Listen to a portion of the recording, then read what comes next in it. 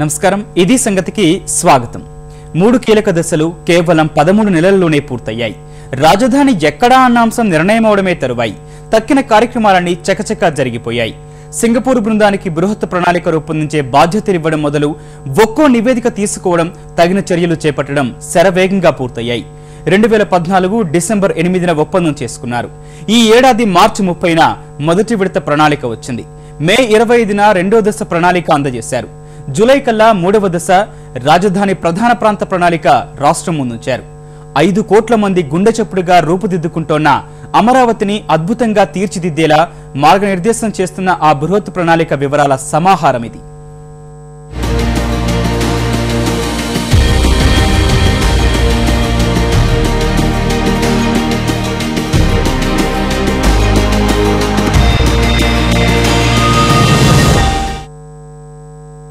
రాష్ట్ర రాజధాని సమగ్రాభివృద్ధి లక్ష్యంగా బృహత్తర ప్రణాళికకు అనుగుణంగా ప్రభుత్వం అమరావతి నిర్మాణానికి అడుగులు వేసింది.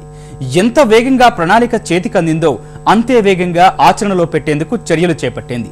నిర్ణీత వ్యవధిలోనే ప్రధాన ప్రాంతాల అభివృద్ధి కోసం రంగం సిద్ధం చేసింది.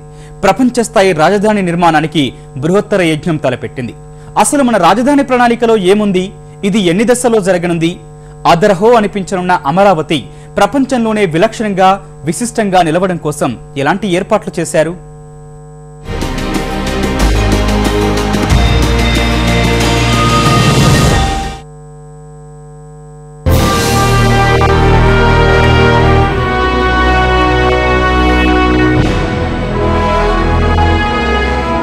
Welcome to Andhra Pradesh.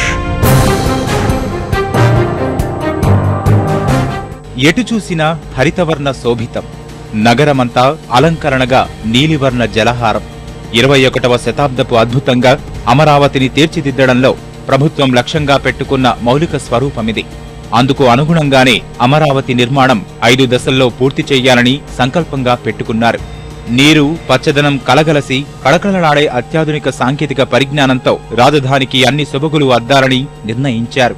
Swiss challenge పద్ధతిలో సింగపూర్, జపాన్ సంస్థలకు తోడు దేశీయంగా అత్యుత్తమ సంస్థలను రాజధాని నిర్మాణంలో భాగస్వాములు చేయాలనే ఆలోచనతో ముందుకెళుతున్నారు. అన్నీ అనుకూలిస్తే ప్రధాని చేతుల మీదుగా శంకుస్థాపనకు ముందే తొలిదశ భాగస్వాముల్ని ఖరారు చేయాలని ప్రభుత్వం కసరత్తు చేస్తోంది. మనకి ఏదైనా చెప్పండి, మనం మైట్ బి అన్హ్యాపీ అబౌట్ కొన్ని అయిన పరిస్థితులు, ఇవన్నీ ఈ పరిస్థితి తీసుకొచ్చిన ఏమంటారు ఇన్సిడెంట్స్ అన్హ్యాపీ అండి చదివిన. కానీ నన్ను అడిగితే మనకి దేవుడు అంటారా ఎవరన్నా అంటారా gave a golden opportunity to show the world something completely new. నేను అనుకుంటాం ఏషియాలో ఇలాంటి సిటీ అన్నది 15 years తర్వాత వచ్చి అడగండి నన్ను. ఐ కెన్ టెల్ యూ ఏషియాలో ఇలాంటి సిటీ అన్నది ఉండదు, ఇండియాలో ఖచ్చితంగా ఉండదు. భవిష్యత్ అవసరాలు, అవకాశాలు అన్ని దృష్టిలో పెట్టుకున్న ప్రభుత్వం అమరావతికి సమీకరించిన భూముల వినియోగంలోనూ ప్రణాళికాబద్ధంగా వ్యవహరించాలని నిర్ణయించింది. ఒకటే అవసరానికి పెద్ద మొత్తంలో భూకేటాయింపులు జరపడం కాక తక్కువ ప్రదేశంలో బహుళ అంతస్తుల నిర్మాణాలు చేయడం ద్వారా భూముల విషయంలో పొదుపు పాటించాలనే ఆలోచనలో ఉన్నారు. రాజధాని హరిత శోభకు ఎలాంటి విఘాతం కలగకుండా పర్యావరణ హితమైన నిర్మాణాలే చేపట్టాలని నిర్ణయించారు. సింగపూర్ ప్రతినిధి బృందం అందించిన బృహత్ ప్రణాళిక ప్రకారం 2019 నాటికి రాజధాని అమరావతి నిర్మాణం మొదటి దశ పూర్తి చేయాలనే కృతనిశ్చయంతో ఉంది ప్రభుత్వం. గర్వకారణానికి ప్రతీకగా నిలవబోతోంది. ప్రజల కోసం, ప్రజల చేత నిర్మించబడుతున్న అమరావతి నిజంగా ప్రజా రాజధానిగా రూపుదిద్దుకుంటోంది. అమరావతి కేంద్ర ప్రాంతంలో మొత్తం 6,50,000 ఉద్యోగాల కల్పన జరుగుతుందని, 1692.36 హెక్టార్లలో 3 లక్షల మంది నివాసం ఉంటారని అంచనా వేస్తున్నారు. అందరికీ ఉపాధి, పచ్చదనం, పరిశుభ్రం, మెరుగైన జీవన ప్రమాణాలు, అంతర్జాతీయ స్థాయి మౌలిక సదుపాయాలు, వనరుల సమర్థ నిర్వహణ, వారసత్వ సంపదకు ప్రాధాన్యమివ్వాలని బృహత్ ప్రణాళికలో పేర్కొన్నారు. మొదటి దశలో పరిపాలనాపరమైన సముదాయాలన్నీ ఒకే చోట తీర్చిదిద్దుతారు. ప్రతిపాదిత రాజధాని అభివృద్ధి ప్రాంత పశ్చిమ భాగం నుంచి దశల వారీగా అమరావతి నిర్మాణం ప్రారంభమవుతుంది. తర్వాత చుట్టూ అవకాశాలు వెల్లువెత్తుతాయి. అమరావతి కన్స్ట్రక్షన్ విషయంలో అంటే ఇప్పుడు సింగపూర్ టెక్నాలజీ కానీ జపాన్ టెక్నాలజీ 2 స్టడీ చేస్తారని తెలిసిందండి నాకు. అట్లాగే ఇంకా వేరే వరల్డ్లో కూడా వేరే కంట్రీస్లో లేటెస్ట్గా ఈ డెవలప్మెంట్స్ ఏమొచ్చినాయి, కన్స్ట్రక్షన్లో అవనివ్వండి, స్పీడ్లో అవనివ్వండి, తర్వాత ఎన్విరాన్మెంటల్ పరంగా ఆలోచించినా కానీ, అట్లాగే యూజర్ ఫ్రెండ్లీగా ఉండటం కానీ, వీటన్నిటిని ఆలోచించి డెఫినెట్గా చేస్తున్నారని ఎక్స్పెక్ట్ చేస్తాను నేను. ఇంకోటి ఏంటంటే ఇప్పుడు ఈ కొత్తగా మనం కడుతున్నారు కాబట్టి ఇది ఒక ఆపర్చునిటీ. ఉన్న సిటీని దాన్ని స్మార్ట్ సిటీగా చేయడం కన్నా కొత్తగా జీరో నుంచి స్టార్ట్ చేస్తున్నారు కాబట్టి ఏ విధంగా ప్లాన్ చేయాలనేది ఈజీగా ఉంటుంది చేయడానికి కొంచెం. ఇప్పుడున్న లింగాయపాలెం గ్రామం మొత్తం అమరావతి నిర్మాణ తొలిదశలోనే వస్తుంది. అక్కడే సచివాలయం, శాసనసభ భవన సముదాయాలు, ఉన్నత న్యాయస్థానం, పరిపాలనా పౌర భవనాలు, వారందరికీ నివాస సముదాయాలు వంటివి ఇందులో ఉన్నాయి. మంత్రుల భవన నిర్మాణాలు ఇక్కడే వస్తాయి. ఈ తొలిదశలో మొత్తం అభివృద్ధి ప్రాంతం 365 హెక్టార్లుగా నిర్ణయించారు. రాజధాని ప్రాంత అభివృద్ధి సంస్థ విస్తీర్ణంలో అది 18%. ఇక్కడ మొత్తం 26,000 మంది నివాసముంటారు. రాజధాని అవసరాల మేరకు సుమారు 25 లక్షల చదరపు మీటర్ల వైశాల్యంలో నిర్మాణాలు జరుగుతాయి. ఈ దశలో మొత్తం 95,000 ఉద్యోగాలు లభిస్తాయని అంచనా.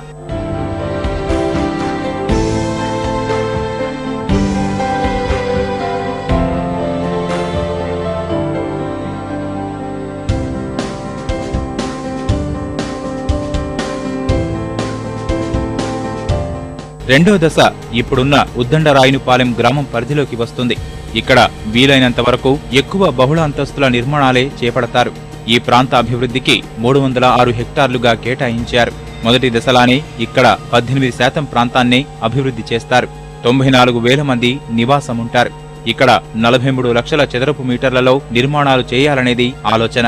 ఈ దశలో 10,000 ప్రభుత్వ ఉద్యోగాలు, 1,50,000 మందికి ప్రభుత్వేతర ఉద్యోగాలు లభిస్తాయని భావిస్తున్నారు. కృష్ణానదీ తీరం వెంట ప్రత్యేక ఉద్యానవనాల అభివృద్ధి చేసేది ఈ దశలోనే. ప్రణాళిక ప్రకారం చెప్పాలంటే కేంద్ర రాజధానిలోనే ఇది కీలక ప్రాంతం. పరిపాలనా సముదాయాలు ఆనుకొని దిగువన వచ్చే ఈ దశ అత్యధిక సాంద్రత కలిగి 50% వాణిజ్య అవసరాలకే కేటాయిస్తారు. మూడో దశలో ప్రధానంగా దృష్టి పెట్టే అంశాలు వాణిజ్య, వ్యాపార కేంద్రాల సమూహాల అభివృద్ధి. ఇందులో భాగంగా 303 హెక్టార్లు అంటే 18% ప్రాంతం అభివృద్ధి చేస్తారు. ఈ దశలో 7,000 ప్రభుత్వ, 1,45,000 ప్రభుత్వేతర ఉద్యోగాలొస్తాయని అంచనా. ఇక్కడ 99,000 మందికి నివాసాలు అందుబాటులో ఉంటాయి. మొత్తం 44 లక్షల చదరపు మీటర్లలో నిర్మాణాలు చేపడతారు. డౌన్ టౌన్ గా పిలిచే ఈ ప్రాంతంలో బిజినెస్ పార్కులు అభివృద్ధిలోకి తెస్తారు. 4వ దశ కింద 11% భూమి అభివృద్ధి చేస్తారు. 29,000 మందికి నివాసాలు ఏర్పాటు చేస్తారు. ఇది పూర్తి వాణిజ్య ప్రాంతంగా గుర్తిస్తారు. నదీ తీరం వెంట నిర్మించే భారీ వంతెన ద్వారా నగరంలోకి అడుగుపెట్టే వారికి అమరావతి సామర్థ్యం తెలియజేసేలా ఇక్కడి నిర్మాణాలుంటాయి. ఈ దశతో కేంద్ర రాజధాని ప్రాంతంలో అత్యంత రద్దీ ప్రాంతాల అభివృద్ధి ఓ కొలిక్కి వస్తుంది. నగరంలో ఏర్పాటు చేయాలని అనుకుంటున్న చిత్తడి నేలల ఉద్యానవనం వచ్చేది ఈ ప్రాంతంలోనే. వాటన్నింటి ద్వారా 4వ దశ రాజధానికి ముఖద్వారంగా వాణిజ్య కేంద్రానికి అనువుగా ఉండబోతోంది. ఇక్కడి రహదారులు, ప్రజా రవాణా వ్యవస్థకు, భారీ వాహనాల రాకపోకలకు అనువుగా సువిశాలంగా తీర్చిదిద్దుతారు.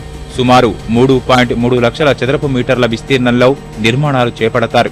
1,77,000 ఉద్యోగాలు, 99,000 మందికి నివాస వసతి కల్పిస్తారు. వేడిగా ఉంటుంది, చెమటలు పడతాయి అంటారు, కానీ Amaravati is not the first city world అలాగుండేది. And it will not be the only city. People live in అలాంటి చోట్ల చాలా చోట్ల ఉంటున్నారు. మన జనవరిలో బాస్టన్లో ఉంటే 6 అడుగులు స్నో పడ్డది ఒక రాత్రి. సో అలాంటప్పుడు మీరు అక్కడ కూడా ఉంటున్నారు కదా. బాస్టన్ ఎంత ఇది అయ్యింది, 200 సంవత్సరాల క్రితం బాస్టన్లో ఏముండింది. సో అట్లాగే నేను అనుకుంటా Amaravati will be the city of the future, doubt లేదు నాకు దాంట్లో. ఛాలెంజ్ ఏమవుతుందంటే ఇండియాకి అమరావతిని చూసిన తర్వాత నెక్స్ట్ సిటీలు ఇలా కట్టాలంటే అలాగా, ఎందుకంటే ఇలాగే కట్టాల్సి వస్తుంది. చివరిదైన 5వ దశలో మిగిలిన వాటికంటే భారీ మొత్తంలో 35% భూమి అభివృద్ధి జరుగుతుంది. 594 హెక్టార్లలో సుమారు 33.5 లక్షల చదరపు మీటర్ల విస్తీర్ణంలో నిర్మాణాలు చేపడతారు. 1,13,000 ఉద్యోగాలు కల్పించాలని సంకల్పం. 50,000 నివాస సముదాయాలుంటాయని అంచనా. ఇందులో ముఖ్యంగా కృష్ణానది అభిముఖంగానే అభివృద్ధిపై దృష్టి పెడతారు. ద్వీప సముదాయాల్ని తీర్చిదిద్దుతారు. కన్వెన్షన్ సెంటర్లు, క్రీడా మైదానాలు, వాణిజ్య సముదాయాలు ప్రత్యేక ఆకర్షణగా నిలుస్తాయి. విభజన పర్వంలో రాజధానైనా లేకుండా మిగిలిన ఆంధ్రప్రదేశ్కు తక్షణం ఉపశమనం కావాలి. ప్రభుత్వం ముందున్న ఆ ప్రధాన సవాల్ని ఎలా అధిగమించాలి? ఆ సవాల్ని అంతే సాహసంతో స్వీకరించిన ముఖ్యమంత్రి చంద్రబాబు రాజధాని నిర్మాణం ఏ ప్రాంతంలో చేపట్టబోతున్నది శాసనసభ సాక్షిగా ప్రకటించారు. ప్రణాళికల కోసం సింగపూర్ సంస్థతో ఒప్పందం చేసుకున్నారు. ఒక్కొక్కటే పూర్వ నిర్మాణ పనులు మొదలయ్యాయి. రాజధానికి అమరావతి పేరు ఖరారు చేశారు. ఈ బాధ్యతలన్నీ నిర్వర్తించడానికి ప్రభుత్వం ఏర్పాటు చేసిన సంస్థ క్యాపిటల్ రీజియన్ డెవలప్మెంట్ అథారిటీ.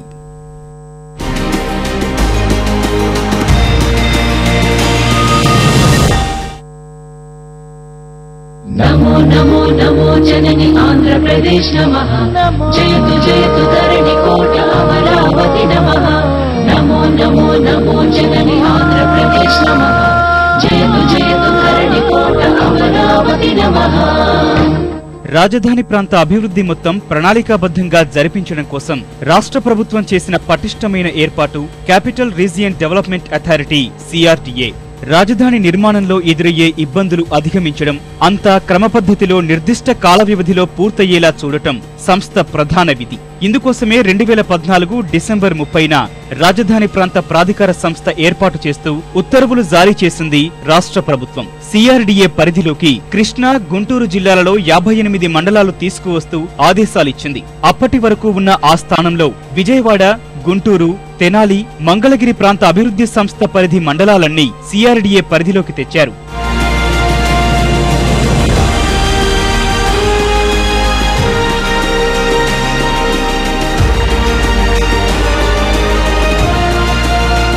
(217 చదరపు కిలోమీటర్ల విస్తీర్ణంలో రాజధాని నిర్మాణానికి బృహత్తర ప్రణాళిక సిద్ధం చేశారు. అంటే 53,000 ఎకరాల పైచిలుకు. అందులో రైతుల నుంచి 33,000 ఎకరాలు సమీకరించారు. ప్రాథమిక వసతుల కోసం 22,000 ఎకరాలు కేటాయించారు. పరిహారంలో భాగంగా అభివృద్ధి చేసి రైతులకు తిరిగి 10,000 ఎకరాలు ఇవ్వనున్నారు. రాజధాని ప్రాంతంలో 2035 నాటికి జనాభా 1,10,00,000గా అంచనా వేశారు. మొత్తం 33,10,000 ఉద్యోగాలు కల్పించవచ్చని భావిస్తున్నారు. 2050 నాటికి జనాభా 1,35,00,000 గాను, ఉద్యోగాలు 56 లక్షలుగాను అంచనా వేశారు. 2050 తర్వాత జనాభా 2 కోట్లు ఉంటుందని అంచనా.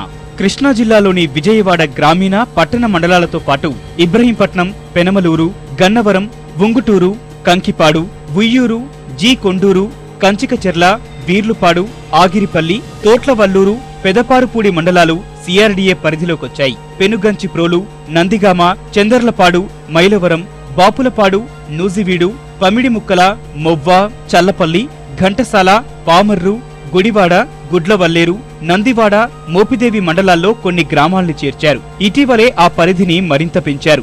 జగ్గయ్యపేట పట్టణం, మండలంలో 24 గ్రామాలు, వత్సవాయిలో 26, పెనుగంచిప్రోలులో 12, మైలవరంలో 4, నూజివీడిలో 2, బాపులపాడులో 3, మొవ్వలో 7, ఘంటసాలలో 9, చల్లపల్లిలో 2, మోపిదేవిలో 7, పామర్రులో 10, నందివాడలో 10, గుడివాడలో 6, నందిగామలో 1 కలిపి మొత్తం 123 గ్రామాలను ఈ పరిధిలోకి తీసుకొచ్చారు.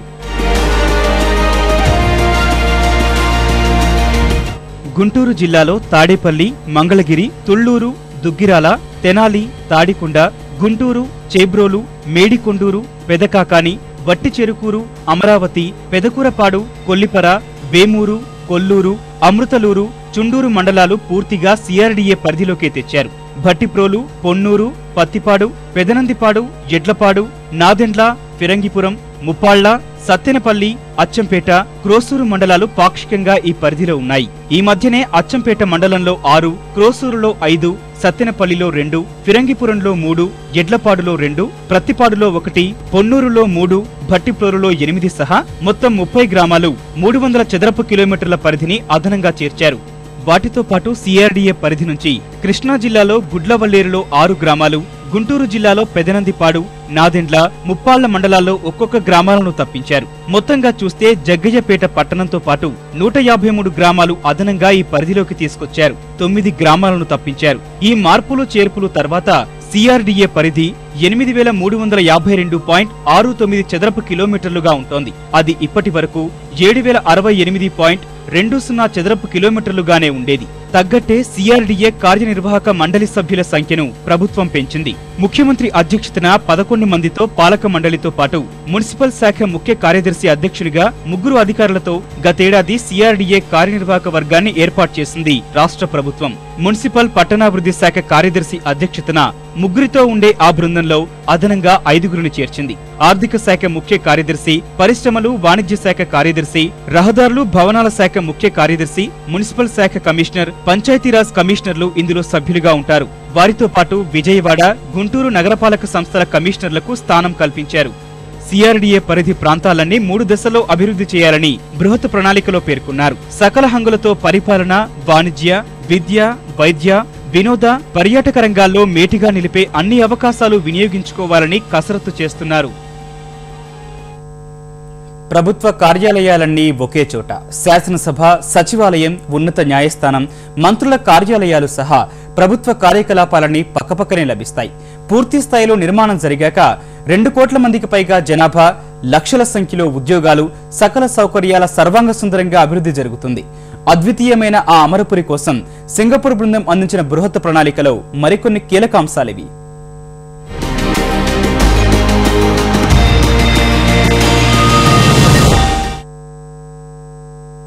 నమో నమో నమో జనని ఆంధ్రప్రదేశ్ నమః. జయతు జయతు ధరణి కోట అమరావతి నమః. మలేషియా పెట్రోనాస్ టవర్ల తరహాలో జంట టవర్ల ఏర్పాటు.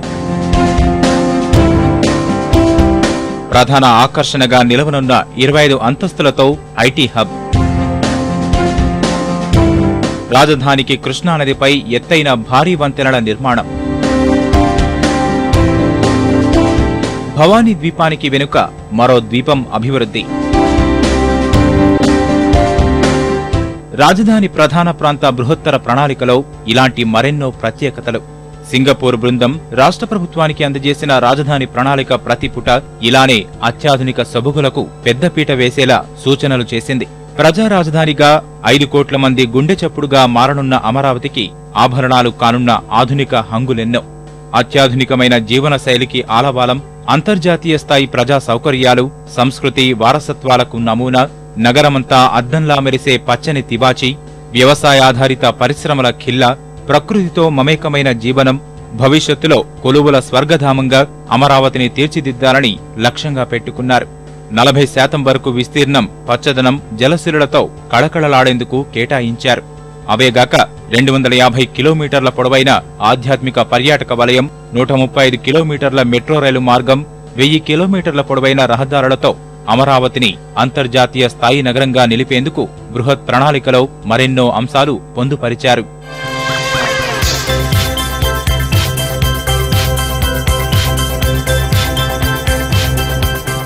అన్ని వైపుల నుంచి, అన్ని ప్రాంతాల నుంచి, అన్ని రకాలుగా రవాణా సౌకర్యాల అనుసంధానత ఉంటుంది. వాటన్నిటి దన్నుతో దేశీయంగా, అంతర్జాతీయంగా పెట్టుబడుల ఆకర్షణ కేంద్రంగా నవ రాజధానిని తీర్చిదిద్దుతారు. ప్రధాన నగరాలతో అనుబంధం పెనువేసుకునేలా ఏర్పాటు చేస్తారు. భవిష్యత్ సంకల్పాలన్నీ నెరవేర్చేందుకు అమరావతిని స్మార్ట్ సౌకర్యాలతో ముస్తాబు చేయాలని సింగపూర్ బృందం సూచించింది. పాటించాల్సిన జాగ్రత్తలపైన మార్గనిర్దేశం చేసింది. భారతదేశంలో ఇంతవరకు ఏ క్యాపిటల్ కూడా ఒక పద్ధతి ప్రకారం వరల్డ్ క్లాస్ సిటీస్ రాలేదు. ఇటీవల విభజన జరిగినటువంటి రాష్ట్రాల్లో కూడా రాజధానులు వచ్చాయి, కానీ వరల్డ్ క్లాస్ సిటీస్ ఎక్కడ రాలేదు. అదే మరి ఈరోజు ప్రపంచం మొత్తం స్మార్ట్ సిటీ కాన్సెప్ట్ గురించి మాట్లాడుతున్నారు. కొన్ని చిన్న చిన్న దేశాలు బ్రహ్మాండమైన క్యాపిటల్ని తయారు చేసుకున్నారు. అది చూసిన తర్వాత ఒక ప్రజా రాజధాని రావాలని, వరల్డ్ క్లాస్ క్యాపిటల్ రావాలని, ఈ యొక్క స్మార్ట్ సిటీ ట్రూ స్పిరిట్ లో one of the best city, అన్ని సిటీలు కలుపుకొని ఎంత బాగుండాలో అవన్నీ వచ్చేట్టుగా ఒక రాజధాని క్రియేట్ చేయాలనుకుంటున్నాం. రాజధానిలో పరిపాలన సముదాయాలన్నీ ప్రకృతి సోయగాలతో అలరారే విధంగానే తీర్చిదిద్దనున్నారు. ఇరువైపులా భవనాలతో హరిత నడవ రాజధానికి ప్రత్యేక ఆకర్షణగా నిలుస్తోంది. ప్రభుత్వ కార్యాలయాలు, సిబ్బంది గృహాలకు మధ్య వెడల్పైన రహదారులు, ప్రతి భవనానికి నడక మార్గం, రహదారి వెంట పచ్చని చెట్లతో ఆహ్లాదకర వాతావరణం ఉండేలా ప్రణాళికలో జాగ్రత్తలు తీసుకున్నారు. ప్రతి భవనానికి ఇరువైపు ఒకేలా ఉండే పెద్ద పెద్ద ముఖద్వారాలతో పాటు వాటర్ ఫౌంటైన్లు ప్రధాన ఆకర్షణ కానున్నాయి. ప్రకృతి వైపరీత్యాలు ఎదుర్కొనేందుకు అమరావతి ప్రణాళికలో అధిక ప్రాధాన్యమిచ్చారు. భవనాల నిర్మాణాలకు భూకంపాలను తట్టుకునే ప్రత్యేక సాంకేతికత వాడాలని నిర్ణయించారు. అధునాతన సాంకేతిక పరిజ్ఞానం వినియోగించేందుకు అవసరమైన స్మార్ట్ వ్యవస్థకు బృహత్తర ప్రణాళికలో ప్రాధాన్యం కల్పించారు. రాజధాని ప్రధాన ప్రాంతాల్లోకి మళ్లించే కాలువలన్నీ కలిపి అందమైన జలాశయానికి రూపకల్పన చేశారు. ఈ కాలువలు దాటేందుకు వీలుగా ప్రధాన పరిపాలనా ప్రాంగణానికి అటూ ఇటుగా 2 ఊయల వంతెనలు నిర్మించనున్నారు. అలానే రాజధాని రహదారులకు సమాంతరంగా కాలువలు తీర్చిదిద్ది ఆ నీళ్లు మళ్లీ కృష్ణానదిలో కలిసేలా ఏర్పాట్లు చేశారు. ప్రతి చోట కాలువలకు ఇరువైపులా ఆకాశ హార్మ్యాలను నిర్మించనున్నారు. భవనాల పరిసరాలతో పాటు వాటిపైన పచ్చదనం పెంపొందించేలా ప్రణాళికలు సిద్ధం చేశారు. అన్ని రహదారులను 6 వరుసలతో నిర్మించనున్నారు. పక్కనే పాదచారులకు రహదారులు ఏర్పాటు చేయనున్నారు. నగరం మధ్య నుంచి మెట్రో రైలు వెళ్లేందుకు ప్రణాళిక వేశారు. వీటన్నింటి ద్వారా ఆంధ్రప్రదేశ్ నూతన రాజధానిని భారతదేశ తూర్పు తీర ముఖద్వారంగా అభివృద్ధి చేయాలన్నది సంకల్పం. తగ్గట్టుగా రాజధానిని ఆనుకునే సువిశాల జలమార్గం, రైల్వే, మెట్రో రైల్, విమానయాన సౌకర్యాలు కల్పించనున్నారు. అమరావతికి కలిసి వస్తున్న మరో అంశం 5 ప్రధాన నగరాలకు మధ్యలో ఉండడం. హైదరాబాద్, బెంగళూరు, చెన్నై, విశాఖ, జగదల్పూర్లకు కేంద్ర బిందువుగా ఉన్న ఈ ప్రాంతాన్ని ఎంతగా అభివృద్ధి చేయగలిగితే అంత అవకాశాలు అందిపుచ్చుకోవచ్చని బృహత్ ప్రణాళిక సూచిస్తోంది. ఆ 5 నగరాలు అమరావతికి సరాసరిన 350 కిలోమీటర్ల పరిధిలోనే ఉన్నాయి. అందుకే వాటితో అమరావతి అనుసంధానం భవిష్యత్తులో అత్యంత కీలకం కానుంది. మరిన్ని విభిన్న అంశాలతో మరో ఇది సంగతిలో మళ్ళీ కలుద్దాం. నమస్కారం.